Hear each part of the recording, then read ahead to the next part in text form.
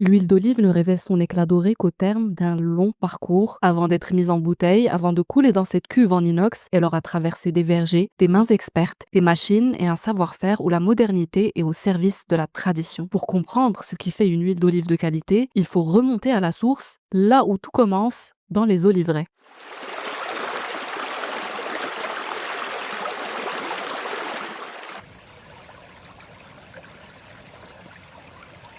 Dans la province de Bni Mellal, la campagne oléicole s'étire, le retard des pluies a bouleversé le calendrier. Désormais, c'est au cœur de l'automne que les olives atteignent leur maturité, à l'image des milliers d'oliviers qui bordent la plaine de Tzedla, comme ici, dans la commune de Foum l'Ansar.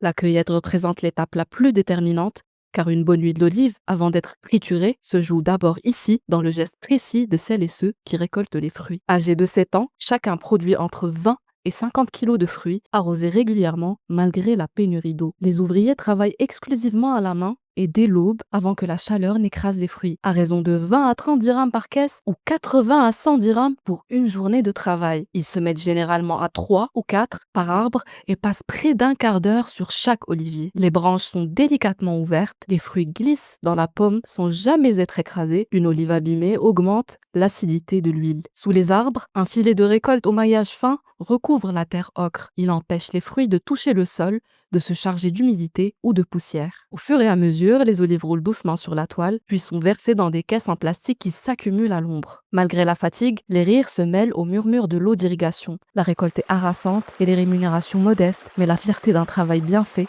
demeure intacte.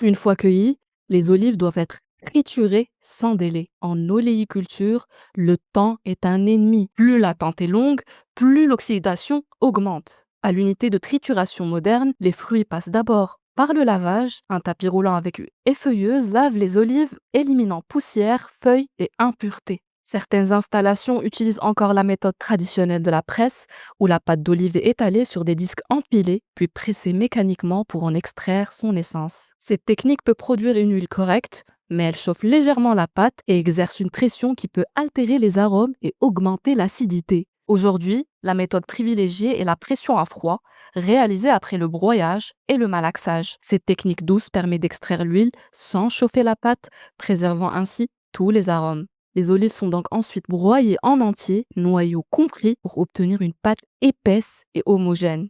Cette pâte est transférée dans le malaxeur. Il s'agit d'une cuve où elle est brassée lentement à basse température. C'est là que les micro-gouttes d'huile se rassemblent les unes aux autres, étape essentielle à l'extraction. Vient ensuite la séparation mécanique. Un décanteur centrifuge isole l'huile de l'eau végétale et du grignon, ce résidu solide composé de peau et de noyaux broyés. L'huile encore trouble est enfin filtrée ou simplement décantée selon le choix du producteur. Elle est ensuite stockée dans des cuves en inox protégées de l'air, de la lumière et de la chaleur. Ce n'est qu'à ce moment-là qu'elle peut être mise en bouteille, une huile d'olive extra vierge, fidèle au travail accompli dans les vergers et aux normes internationales qui encadrent sa qualité. De l'arbre à la bouteille, chaque geste, chaque minute, chaque décision influence le goût final. Une alchimie fragile, façonnée par la terre, les hommes et le temps.